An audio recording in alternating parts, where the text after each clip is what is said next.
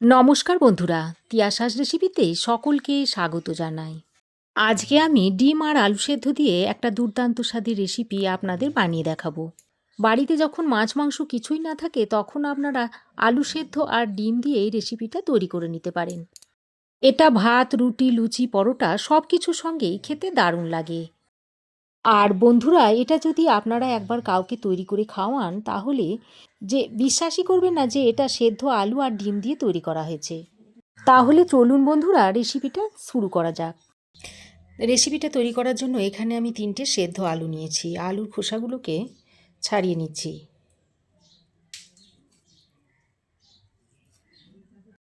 তো আলুর খোসাগুলো ছাড়িয়ে নিয়েছি। এখন আমি এই আলুগুলোকে একটু গ্রেট করে নেব। আলুগুলোকে গ্রেট করার জন্য এরকম একটা গ্রেটার নিয়েছি। সেই গ্রেটারের সাহায্যে আলুগুলোকে এইভাবে গ্রেট করে নিচ্ছি। তো দেখুন, আলু 3টেকে আমি গ্রেট করে নিয়েছি। এবার আমি 2টো ডিম নিয়েছি। এবার এই ডিম দুটোকে এই সেদ্ধ আলুর মধ্যে ভেঙে দিয়ে দিচ্ছি। এবার আমি এখানে কিছু কাঁচা লঙ্কা কুচিয়ে নিয়েছি, সেটা দিয়ে দিচ্ছি। এবার একটা মিডিয়াম সাইজের কুচনো পেঁয়াজ নিয়েছি, সেই পেঁয়াজ কুচিটা এর মধ্যে দিয়ে দিচ্ছি। এখন আমি এর মধ্যে কিছু গুঁড়ো মশলা দিয়ে দিচ্ছি। দিয়ে দিচ্ছি সামান্য পরিমাণে একটু হলুদ গুঁড়ো, লাল লঙ্কার গুঁড়ো দিয়ে দিচ্ছি 1/2 চামচ পরিমাণ, অল্প একটু জিরে গুঁড়ো দিয়ে দিচ্ছি, ছোট চামচের 1 চামচ পরিমাণ দিয়ে দিচ্ছি আদা ও রসুনের পেস্ট, আর অল্প পরিমাণে একটু গরম মশলার গুঁড়ো দিয়ে দিচ্ছি। এবার আমি এই সব কিছুকে একসঙ্গে ভালো করে মিশিয়ে নিচ্ছি। আমি একটা চামচের সাহায্যে মিশিয়ে নিচ্ছি, আপনারা চাইলে হাত দিয়েও এটাকে মেখে নিতে পারেন। আর মিশ্রণটা এরকম একটু ঘনই থাকবে। সব কিছু মেশানো হয়ে গেলে এবার আমি এর মধ্যে ছোট চামচের 4 চামচ পরিমাণ বেসন দিয়ে দিচ্ছি।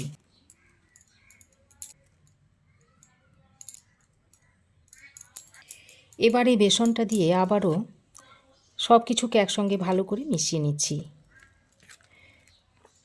তবে খেয়াল রাখবেন যেন দলা পাকিয়ে না যায়। খুব ভালো করে এটাকে মিশিয়ে নিতে হবে। দেখুন, খুব ভালোভাবে আমি মিশিয়ে নিয়েছি, আর একটু কিন্তু দলা পাকিয়ে যায়নি।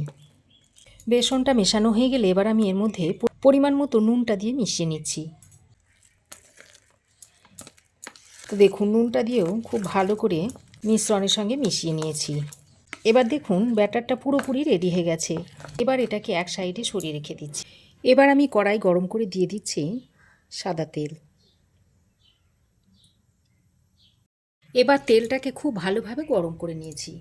তারপর এই যে ডিমের মিশ্রণ থেকে এইভাবে চামচের সাহায্যে অল্প অল্প নিয়ে পকোড়ার আকারে দিয়ে দিচ্ছি।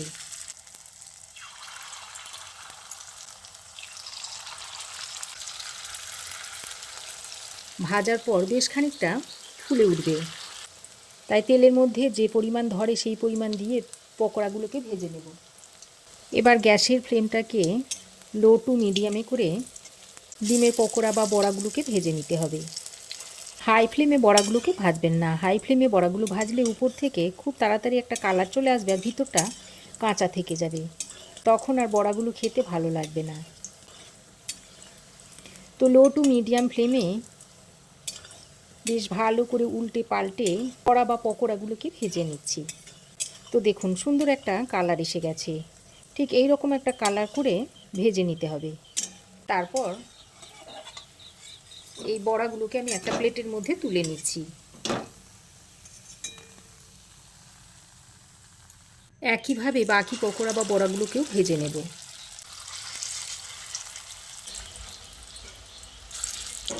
তো এগুলোকেও আমি একটু কালার করে ভেজে নিয়েছি, তারপর তুলে নিচ্ছি।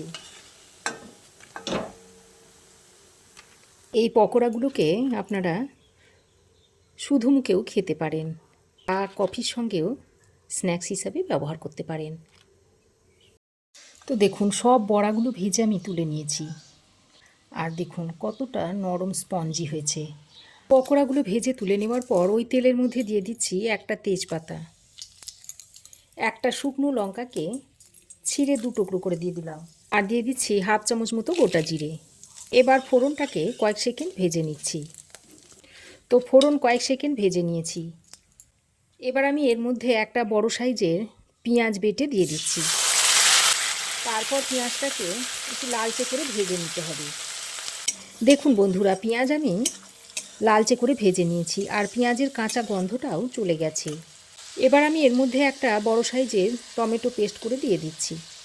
এখন টমেটোটাকেও পেঁয়াজের সঙ্গে আরও কিছুক্ষণ ভেজে নিচ্ছি। টমেটো পেস্টটা দিয়ে আরও 2-3 মিনিট মতো কষিয়ে নিয়েছি আর মশলা থেকে দেখুন তেল ছাড়তে শুরু করেছে। হাফ চামচ মতো হলুদ গুঁড়ো আর লঙ্কার গুঁড়ো দিয়ে দিচ্ছি ছোটো চামচের 1 চামচ, তবে যে পরিমাণ ঝাল খান সেই অনুযায়ী ঝালটা দিয়ে নেবেন। আর হাফ চামচ মতো দিয়ে দিচ্ছি ধনে গুঁড়ো, সামান্য পরিমাণে নুন আর অল্প পরিমাণে একটু জল দিয়ে মশলাটাকে ভালো করে কষিয়ে নেব। তবে চিনিটা আপনারা অবশ্যই দেবেন, চিনিটা দিলে স্বাদের ব্যালেন্সটা খুব ভালো হবে। তো মশলা আমি ভালো করে নেড়ে চেড়ে মিশিয়ে নিয়েছি। এবার আমি একটা ঢাকনা লাগিয়ে 3-4 মিনিট মতো মশলাটাকে কষিয়ে নিচ্ছি। তো ঢাকা দিয়ে আমি আরও 3-4 মিনিট মতো মশলাটাকে খুব ভালো করে কষিয়ে নিয়েছি আর মশলা থেকে দেখুন খুব সুন্দরভাবে তেল ছাড়তে শুরু করেছে আর মশলা খুব সুন্দরভাবে কষানো হয়ে গেছে। দেখুন মশলার কালারটা দেখুন কত সুন্দর এসেছে। আরও একবার ভালো করে নেড়ে চেড়ে মিশিয়ে নিয়ে পরিমাণ মতো জল দিয়ে দিচ্ছি।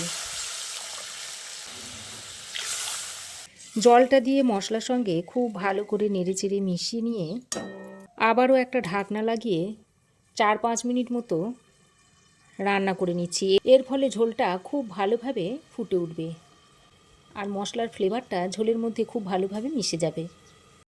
দেখুন বন্ধুরা, ঢাকা দিয়ে আমি 4-5 মিনিট মতো ঝোলটাকে খুব ভালো করে ফুটিয়ে নিয়েছি। তো দেখুন ঝোল খুব ভালোভাবে ফুটে উঠেছে আর মশলার ফ্লেভারটা ঝোলের মধ্যে খুব সুন্দরভাবে মিশে গেছে। এবার এই পর্যায়ে যে ডিমের পকোড়াগুলো ভেজে রেখেছিলাম সেগুলো এর মধ্যে দিয়ে দিচ্ছি।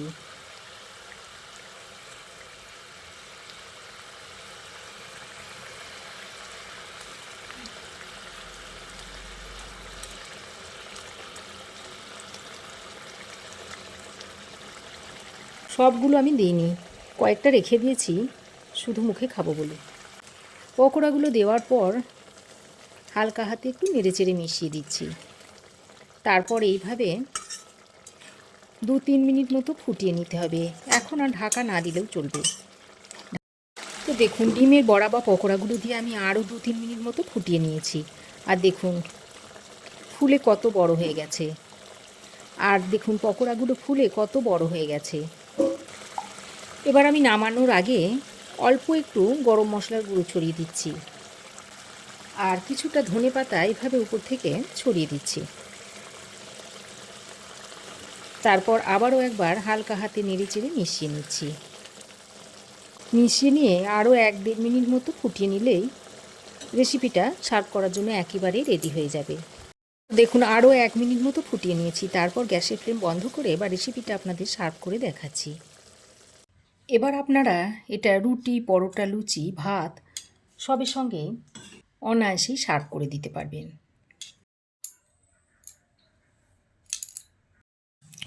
তো আমার এই আজকের দুর্দান্ত স্বাদের ডিমের কারি রেসিপি আপনাদের কেমন লাগলো অবশ্যই একটা কমেন্ট করে জানাবেন। ভালো লাগলে একটা লাইক ও শেয়ার করবেন। পাশে থাকা বেল আইকনটাও অবশ্যই প্রেস করে দেবেন। আর আমার চ্যানেলে যদি নতুন হয়ে থাকেন তো প্লিজ চ্যানেলটাকে সাবস্ক্রাইব করার অনুরোধ রইল। আজ এ পর্যন্তই। আবার দেখা হবে নতুন কোনো রেসিপি নিয়ে নেক্সট এপিসোডে। সে পর্যন্ত ভালো থাকবেন, সুস্থ থাকবেন। ধন্যবাদ।